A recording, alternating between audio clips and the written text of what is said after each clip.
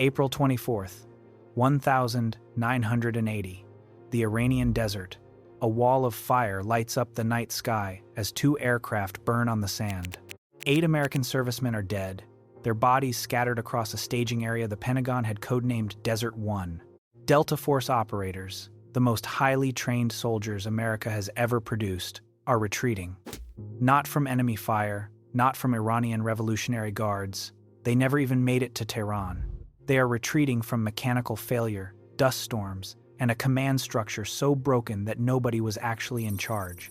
The hostages at the American embassy would remain in Iranian hands for another 267 days, and the world would wake up to news footage of Iranian soldiers posing triumphantly next to charred American helicopters and bodies. 8 men died that night. What was built from their deaths would change warfare forever.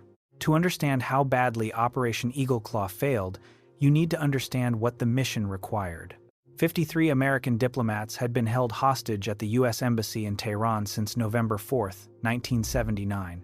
President Jimmy Carter had authorized a rescue mission that military planners considered nearly impossible.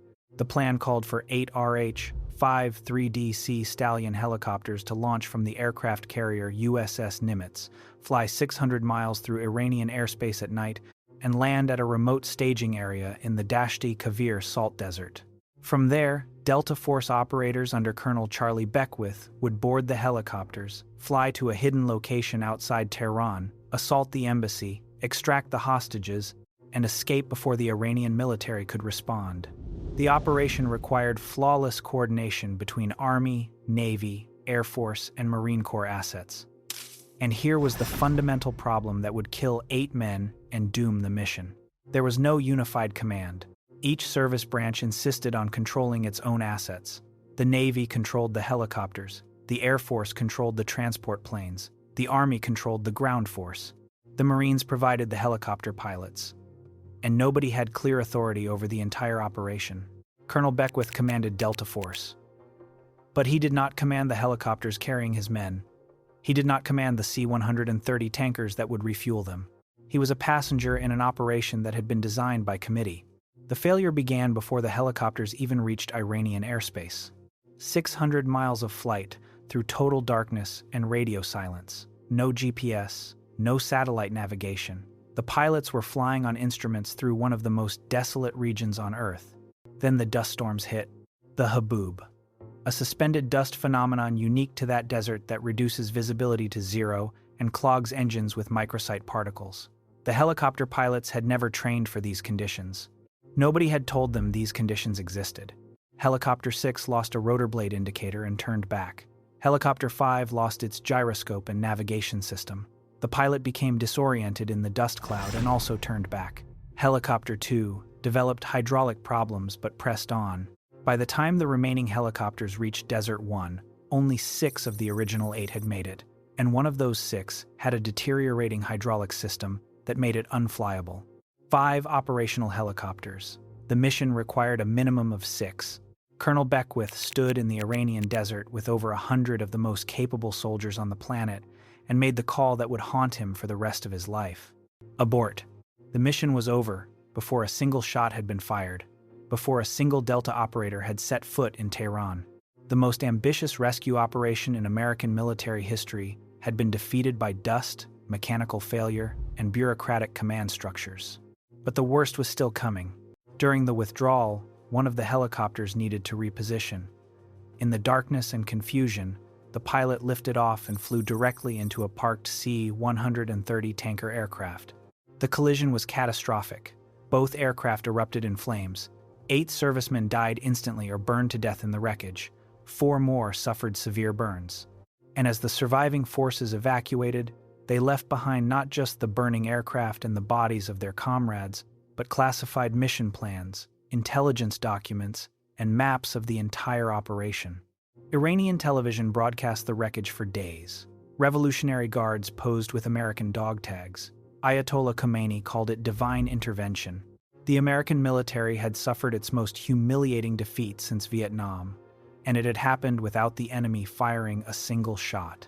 What came next is why Operation Eagle Claw might be the most important military failure in American history.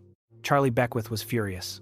But his fury was not directed at the helicopter pilots who turned back or the dust storms that degraded their aircraft. His fury was directed at the system itself. In his testimony to the Holloway Commission, the Special Operations Review Group convened to investigate the disaster. Beckwith delivered a devastating assessment. The failure was not tactical, it was structural. The mission had been doomed by a command architecture that made unified operations impossible. Each service branch had insisted on contributing forces to protect its budget and prestige.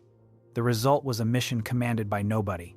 Helicopters controlled by the Navy, pilots from the Marines, tankers from the Air Force, ground force from the Army, and no single commander with authority over all elements. Beckwith's recommendation was radical. Create a permanent Joint Special Operations Command with absolute authority over all Special Operations forces. A command structure that would bypass the service branches entirely and report directly to the Secretary of Defense. The Pentagon resisted. The service branches saw it as a threat to their autonomy. But the images of burning American aircraft in the Iranian desert had created political pressure that the bureaucracy could not withstand. 6 months after Eagle Claw, in October 1980, the Joint Special Operations Command was established at Fort Bragg, North Carolina. JSOC was born directly from the ashes of Desert One. 6 years later, the 1986 Goldwater-Nichols Act restructured the entire American military command hierarchy. JSOC became a sub-unified command under SOCOM, with a direct chain of command to the Secretary of Defense that bypassed traditional service branch authority. The architecture that would eventually enable 10 to 12 raids per night in Iraq was designed in 1980 from this single catastrophic failure. But creating a command structure was only the beginning. Delta Force itself had to transform. The helicopter problem was solved first. The 160th Special Operations Aviation Regiment was created specifically to provide dedicated aviation support to JSOC. The unit that would become known as the Night Stalkers trained exclusively for special operations insertion and extraction. These pilots would fly in conditions that conventional aviators considered impossible. The communications problem was solved next. JSOC created its own organic intelligence, communications, and logistics capabilities. No more relying on other commands for critical support functions. No more coordination failures, because different units were using different equipment. And the tactical doctrine evolved through every operation that followed. Grenada in 1983, Panama in 1989, Somalia in 1993. Each mission added lessons. Each failure was processed through Beckwith's fundamental principle. Study the failure. Fix the system. Test again. When Delta operators fast-roped onto Modelo Prison in Panama to extract an American hostage, they were executing techniques developed after Eagle Claw. When Task Force Ranger fought through the streets of Mogadishu, the after-action process that followed was a direct descendant of the Holloway Commission. Every failure became information. Every death became institutional knowledge. The system evolved. If you're finding this valuable, subscribe now. I cover special operations history every week, and the next video explains how Delta Force actually conducts target packages in denied environments. But the true vindication of what Eagle Claw built did not come until 2003. General Stanley McChrystal took command of JSOC during the early chaos of the Iraq War, and he transformed it from a standby force that conducted occasional raids into an industrial-scale targeting machine that operated every single night. The innovation was called F3EAD. Find, fix, finish, exploit, analyze, disseminate. Traditional military targeting took weeks. Intelligence would be gathered, analysts would process it, planners would develop an operation, commanders would approve it, forces would execute. McChrystal compressed this cycle to hours. A raid at midnight would capture a target and seize cell phones, documents, and hard drives. That intelligence would be processed immediately. By 3 a.m, analysts would have identified the next target. By 4, operators would be hitting the second location. The intelligence from that raid would generate the third target, and the cycle would continue.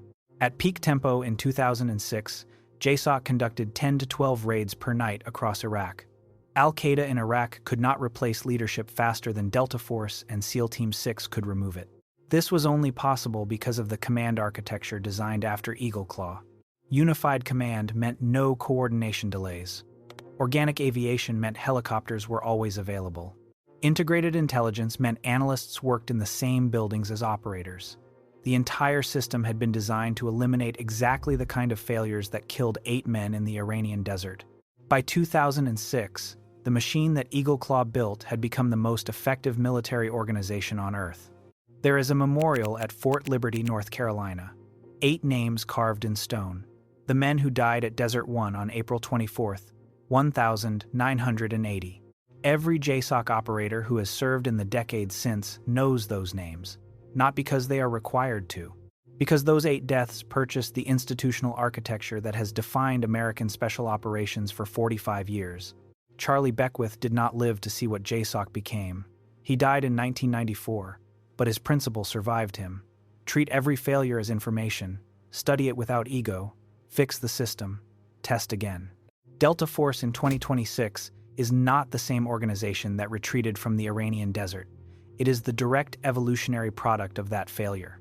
Every piece of equipment, every tactical doctrine, every command relationship, every intelligence fusion process exists because something went wrong at Desert 1 and somebody made sure it would never happen again.